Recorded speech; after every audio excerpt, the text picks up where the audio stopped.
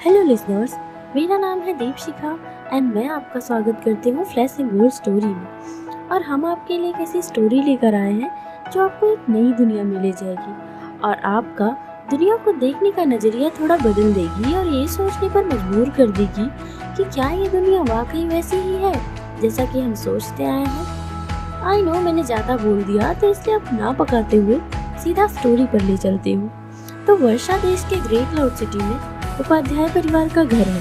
अथर्व उपाध्याय अपनी आंखें खोलता है और सोचता है ये कौन सी जगह है, मैं तो मर गया था ना, तो यहाँ कैसे आ गया। अथर्व पिछले जन्म में एक एल्केमी मास्टर था जो हेवन लेवल पर था और लोग उसकी पूजा करते थे जैसे कि वो कोई भगवान है। पर फिर भी वो खुश नहीं था क्योंकि वो इमोर्टल होना चाहता था।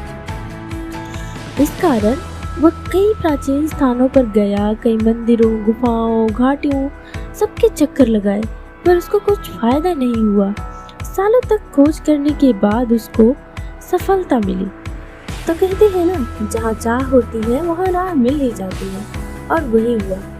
अथर्व इतनी खोजबीन के बाद आखिर काली घाटी पहुंचा और वहाँ उसे ब्लैक टावर मिला जो ब्लैक स्टोन से बना था और उसमें से काफी मात्रा में स्पिरिचुअल एनर्जी निकल रही थी और उसके दरवाजे पर लिखा था स्वर्ग का रास्ता। अथर्व उसके अंदर चला गया और देखा कि ये जगह कोई गोल घर की तरह थी और उसकी दीवारों पर कई सारी टेक्निक्स लिखी हुई थी जो थी स्वर्ग के रास्ते के बारे में। अथर्व उसको पढ़ने लगा और उसमें होश आ गया। तभी उसे महसूस हुआ जैसे कि पूरे टावर की स्पिरिचुअल एनर्जी उसकी तरफ बढ़ रही थी। इससे पहले कि वो कुछ कर पाता, उसका शरीर राख में बदल गया था, पर उसकी आत्मा गायब नहीं हुई और पूरे 10,000 सालों तक उस टेक्निक को पढ़ते रहे। और जब उसको होश आया तो वो शरीर में था। चलो, अब कुछ तो अच्छा हुआ, मुझे पुनर्जन्म मिल गया। अथर्व काफी खुश था और सोचने लगा, अब मैं उन बुड्ढों से आगे निकल पाऊंगा जो तब से अब तक यानी 10,000 सालों तक ध्यान में है, अपनी स्पिरिचुअल पावर को जगा रहे हैं। मैं उनसे पहले ही इमॉर्टल हो जाऊंगा। पर इस शरीर के साथ क्या है, क्या गड़बड़ है, ये इतनी कमजोर क्यों है और ऐसा क्यों लग रहा है जैसे कि ये एनर्जी के सेकंड लेवल पर ही है और इसकी स्पिरिचुअल एनर्जी सिर्फ बॉडी रिफाइनिंग के सेकंड लेवल पर ही क्यों है। क्या 10,000 सालों में मार्शल आर्ट खत्म हो चुका है या फिर स्पिरिचुअल एनर्जी खत्म हो गया है। तभी उसके दिमाग में शॉक वेव्स आए और उसका सिर फटने लगा। अथर्व को कुछ समझ नहीं आ रहा था कि उसके साथ क्या हो रहा है, पर थोड़ी ही देर में उसको कुछ यादें आने लगी जो कि इस शरीर के मालिक की थी और धीरे धीरे उसका सर दर्द कम होने लगा और उसको इस शरीर की सारी यादें मिल गई।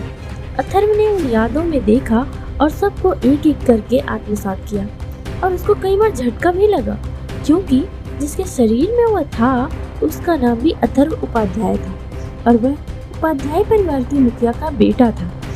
पर उसका मूलाधार चक्र काफी कमजोर था और इस कारण उसका शरीर बॉडी रिफाइनिंग के सेकंड लेवल पर नहीं था। कहते हैं कि हमारा शरीर 5 तत्वों से मिलकर बना हुआ है, पर सब में यह तत्व अलग अलग मात्राओं में मिलता है और जिसमें जो तत्व ज्यादा होता है उसको उसी तत्व का उपासक माना जाता है। वह उसी तत्व से अपनी स्पिरिचुअल एनर्जी पा सकता है और तत्व की शक्ति को भी बढ़ा सकता है।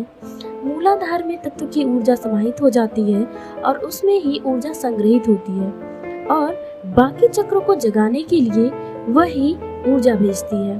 पर अथर्व के सभी तत्व तो बराबर हैं और इस कारण उसको तत्व की ऊर्जा नहीं मिल पा रही थी क्योंकि कोई भी व्यक्ति साथ ही सभी तरह की ऊर्जा को नहीं झेल सकता, जिस कारण इस लेवल को लो लेवल माना जाता है। पर अब इस अथर्व के लिए कोई बड़ी बात नहीं थी क्योंकि ये तो स्वर्ग लेवल का हुआ करता था और उसने ब्लैक टावर में कुछ टेक्निक्स का भी अध्ययन किया था जो उसके लिए काफी अच्छी बात थी क्योंकि ये टेक्निक 5 तरह की ऊर्जा ही प्रदान करती है, जिस कारण अपने मूलाधार चक्र को वो और तेजी से मजबूत कर सकता है और 10 गुना तेजी से लेवल्स पार कर सकता है।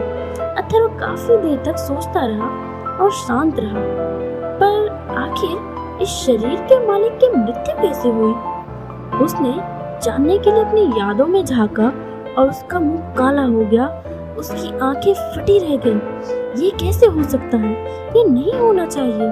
तो आखिर अथर्व ने ऐसा क्या देख लिया जिससे वो पागल सा हो गया था? उसका मुंह काला कैसे पड़ गया था? जानने के लिए सुनते रहिए एल्केमी मास्टर। जय हिंद।